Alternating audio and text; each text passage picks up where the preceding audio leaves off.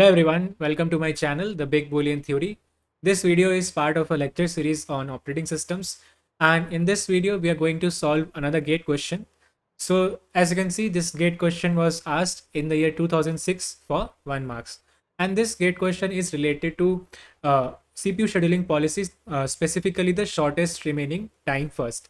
So let's read this question and solve it. So the question goes something like this. Consider three CPU intensive processes which require 10, 20 and 30 time units and arrive at time 0, 2 and 6 respectively, right? So basically we are talking about a hypothetical system which has three CPU processes. So when we say CPU intensive, it means that they would not be doing IO. So there is no IO burst times involved, only CPU burst. Put simply, it is saying that these processes will be only executing instructions on the CPU. They will not be interacting with IO devices, right? And then it is also given how much time that they would be spending on the CPU, and also what are their arrival times. So this is the burst times and these are the arrival times. So the burst time is the same as the time each process spends executing instructions on the CPU, right? So now the question is asking how many context switches are needed if the operating system implements a shortest remaining time first scheduling algorithm. Do not count the context switches at time 0 and at the end. So basically here the question that is being asked is that given these three processes, given their burst times and arrival times, how many context switches would be required to execute these processes, and the scheduling policy that is being used is the shortest remaining time first. So we have already talked about shortest remaining time first algorithm in one of the videos. So the basic fundamental idea in this scheduling policy is that whenever we are making a scheduling decision, then we look at basically the operating system looks at all the processes that are ready to execute, and out of all these processes, which process has the shortest remaining time, right? As the name suggests, it is selecting the process which has the shortest remaining time, right? So this is like the criteria for selecting the optimal candidate, right? So this was about the scheduling policy. Now given this scheduling policy where we are prioritizing processes which have shortest remaining time, when we say remaining time, it is the burst time, right? Given this policy and this setup, how many context switches would we need? And the question has specifically asked to not count the context switch at the starting and at the end. Basically we have to ignore the part where we are starting the first process, and when we are terminating the last process. So let's see how to solve this question. So this is the key pieces of information from this question that we can take, that there are three processes and the arrival time was given here 0, 2 and 6, and the burst time is 10, 20 and 30. So this is the basic setup, and the key points are that we are going to use shortest remaining time first algorithm, and we want to find the number of context switches under this condition that we do not have to consider context switches at time 0 and at the end. So just to clarify, what do we mean by context switches at time 0 and at the end? So basically when we are jumping from operating system to the process when we start the first one, and when we are going from the process to the operating system at the end when we are terminating, those transitions we do not have to count. Only from one process to another, those transitions where we are transitioning or we are context switching from one process to another, only those switches we have to take into account, right? So let's create the Gantt chart. Like any scheduling question, you have to always create the Gantt chart and decide, like, create the schedule according to the policy, and from the Gantt chart schedule you will get the answer, right? So here we are going to use the shortest remaining time first. This is what this policy indicates, and this is the timeline. Here we are going to make the Gantt schedule, right? So let's start with process P1 because it is the one that arrives first at arrival, that is t is equals to 0. So at t is equals to 0, as you can see, process P1 has arrived, and the burst time that has been mentioned, it is 10 units, right? We have not yet scheduled this process. It is still waiting for the CPU.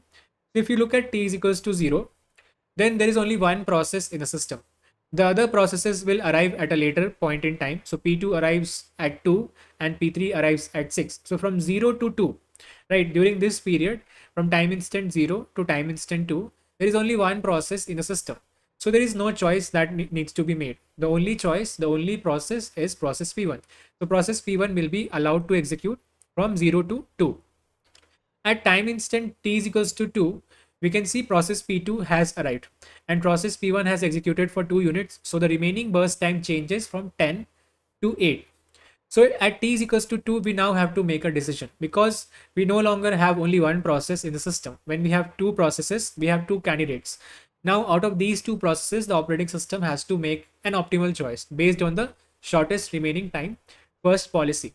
If you look at the two processes, then process P1 has a remaining burst time of 8, whereas process P2, which just arrived, it has a much longer burst time that is remaining, that is 20.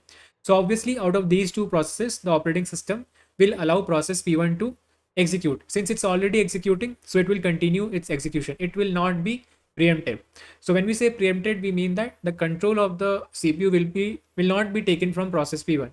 If there was such a case that process P2 had a shorter burst time, let's say 7 or something lesser than 7, then process P2 would have been favored and P1 would have been preempted. But since that is not the case, process P2 has a longer burst time, basically longer remaining time, right, than P1.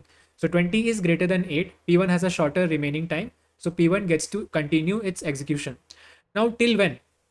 So this is time instant t is equals to 2. At time instant t is equals to 6, another process arrives. So from t is equals to 2 to 6, we are sure that P1 is the process which has the shortest remaining time. From t is equals to 6, again we have to make a decision. Now there are three processes in the system, right? Also, one more thing is that now at t is equals to 6, the burst time of process, the remaining burst time is again changed. So since the process got to execute from t is equals to 2 to t is equals to 6, so 4 time units you have to reduce from the remaining burst time. So now the burst time that is remaining for process P1 is 4, right? And P3 has just arrived at time instant t is equals to 6 with a burst time of 30. So now all of the processes have arrived, right? And we have the global knowledge of all the processes. That is, no more process will be arriving now. So we know these are the three processes. This is the remaining burst time, and we can do a simple scheduling. So we know that when all the processes have arrived, right, then shortest remaining time first reduces to a non-preemptive shortest job first. Any preemptive algorithm, right?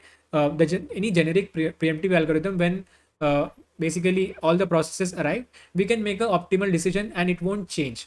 Decisions change and preemption happens only because new processes arrive in the system, and when they arrive, the optimal candidate might change, right? So that is why preemption happens. At a certain point in time, the operating system decides to give the CPU to some process, but then again, a new process comes and there might be a better candidate. That is why preemption happens based on the scheduling policy. But when all of the processes have already arrived and the information is not going to change, right, then the operating system can take a global decision, like taking into all the information into account, and make the optimal choice. And once it has made the optimal choice, we are sure that it will not change because there is no new entry into the system, right? So now all these three processes are there. We know their burst times. We just need to sort according to the shortest remaining burst time.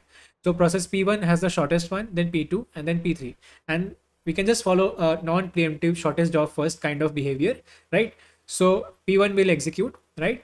It will complete its execution, then goes P2, right? And finally goes P3, right? So this is how the execution looks like. Coming back to the question, so here, what does the question ask? The question asks that how many context switches we require. You can see there are two context switches, one from P1 to P2 at time instant t is equals to 10. And there is another context switch from process P2 to process P3 at time instant t is equals to 30, right? And as the question suggested, we do not have to count anything that was at the beginning, this transition and this transition. So only these two transitions we need to count. So the answer is that for this set of processes, while following the shortest remaining time first, there will be two context switches, right? So the answer is option B, 2. So this is the solution to this problem, right? So guys, this was it for this video. Thank you very much for watching. I'll see you in the next video. Thank you.